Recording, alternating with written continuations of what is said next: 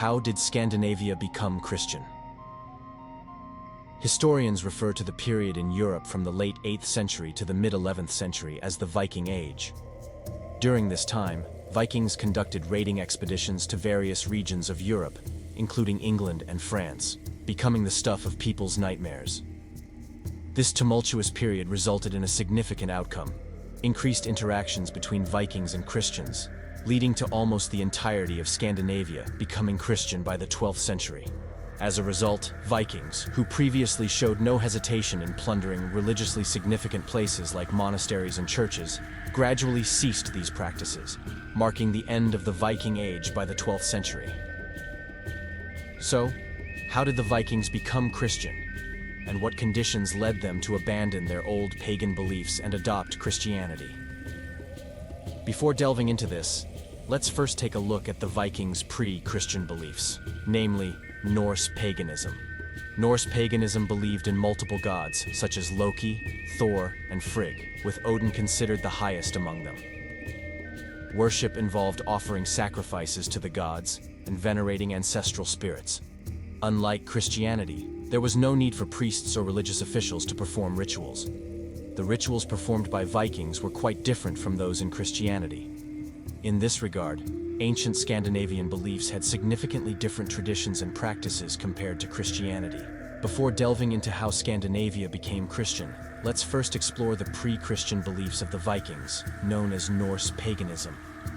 Norse paganism, which predates the Viking Age, involved belief in multiple gods such as Odin, Thor, and Loki, with rituals including sacrifices to the gods and veneration of ancestral spirits.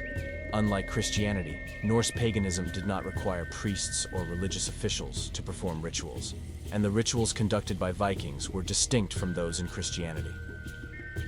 During the Viking Age, which historians typically mark from the late 8th century to the mid-11th century, Scandinavian traders engaged in commerce with various communities across Europe.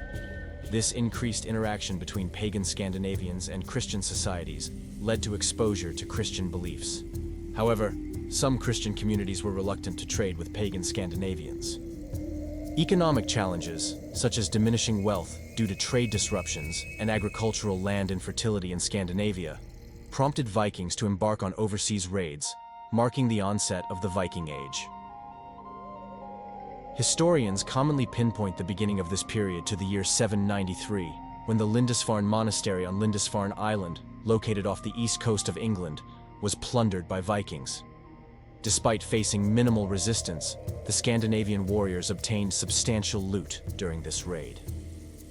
Since there were no attacks on monasteries in the regions where Christianity was already established, these structures were vulnerable, lacking military protection. Contrary to the notion of poorly safeguarded loot, the allure of raiding activities was appealing to Viking leaders and warriors.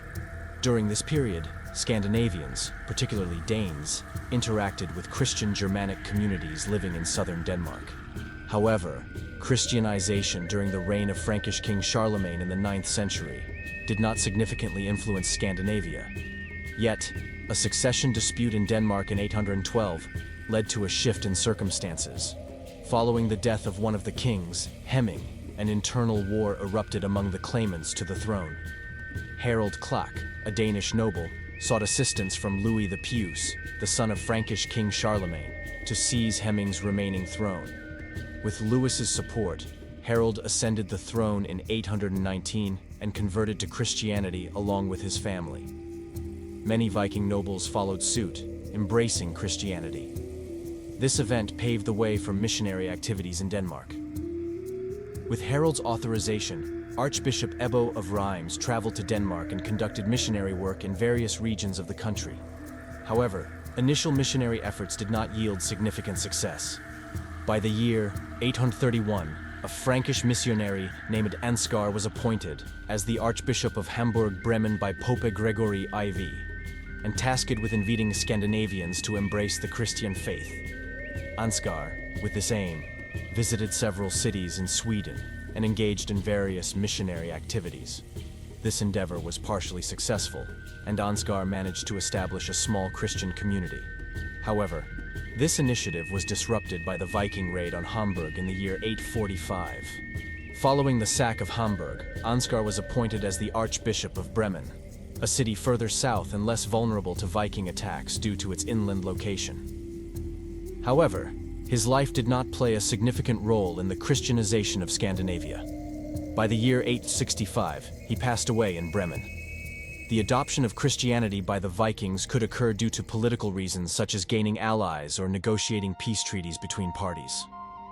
An example of this is the Wedmore Treaty signed between Danish Viking leader Guthrum and King Alfred of Wessex. In the Battle of Edington in 878, Guthrum was defeated by the English King Alfred. Following this defeat, Guthrum was baptized and took the name Athelstan under the terms of the Wedmore Treaty, with Alfred granting him the right to rule over the East Anglia territories. Guthrum lived as a Christian until his death in 890. A similar agreement was made between the first Duke of Normandy, Rollo, and King Charles of France. Thus, attempts to change religions for such interests were quite common during this period. Harald Bluetooth, who is considered the first king to unite all of Denmark under one rule, is also believed to have embraced Christianity for political reasons. However, the exact date of Harald Bluetooth's conversion to Christianity is narrated differently in historical records. According to Widukind, a historian from the 10th century, Harald was baptized by a priest named Papa, who managed to carry a heated iron without burning his hand. Impressed by this event, Harald decided that Christianity was the true faith and embraced it.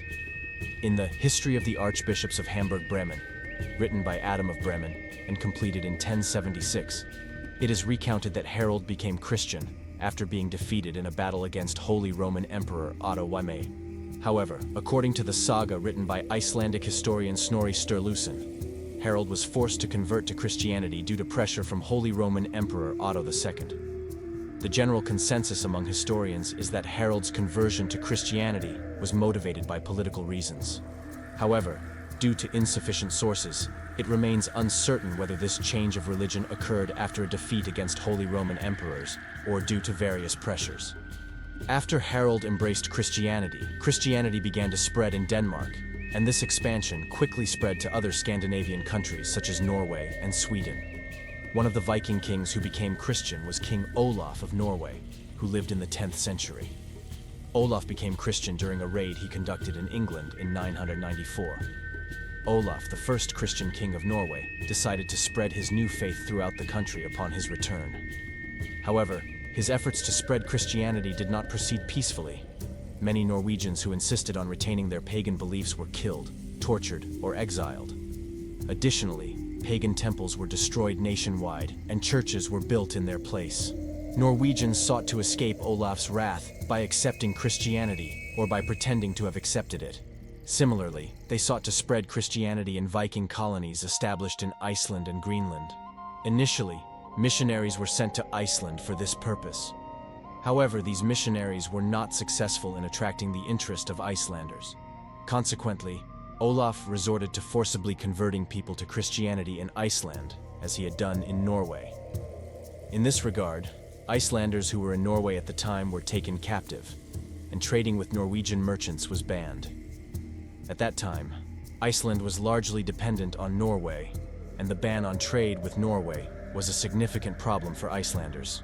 Additionally, many Icelanders' relatives were taken captive by Olaf. Faced with all these events, Icelanders were forced to accept Christianity. In Greenland, this process was slower compared to Iceland and occurred more voluntarily. Leif Erikson, the son of Viking explorer Eric the Red, who established a Viking colony in Greenland in the late 10th century, visited Norway around the year 1000. During this visit, Leif met with King Olaf and was baptized at Olaf's request.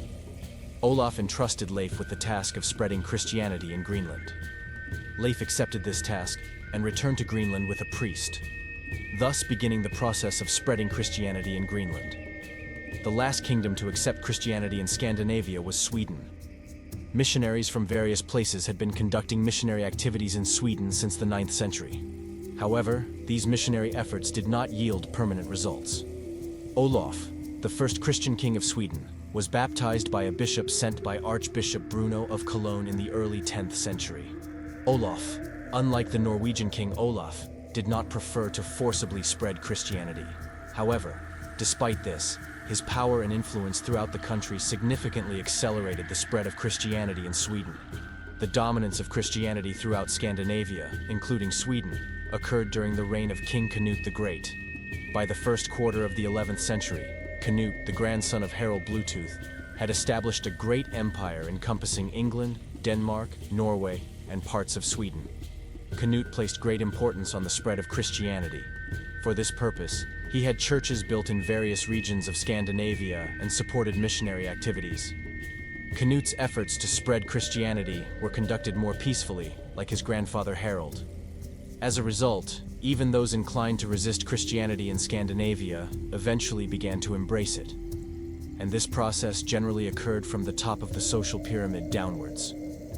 When a king converted to Christianity for various political and personal reasons, the nobles of the country also embraced Christianity to maintain their positions, leading to the subsequent adoption of Christianity by the nobility. Thus, a Christianization process driven by personal interests from the top down took place, resulting in a blending of pagan and Christian teachings for a long time. For example, a person who embraced Christianity for various reasons could continue to offer sacrifices to their old gods to avoid angering them, or continue practicing various rituals inherited from paganism.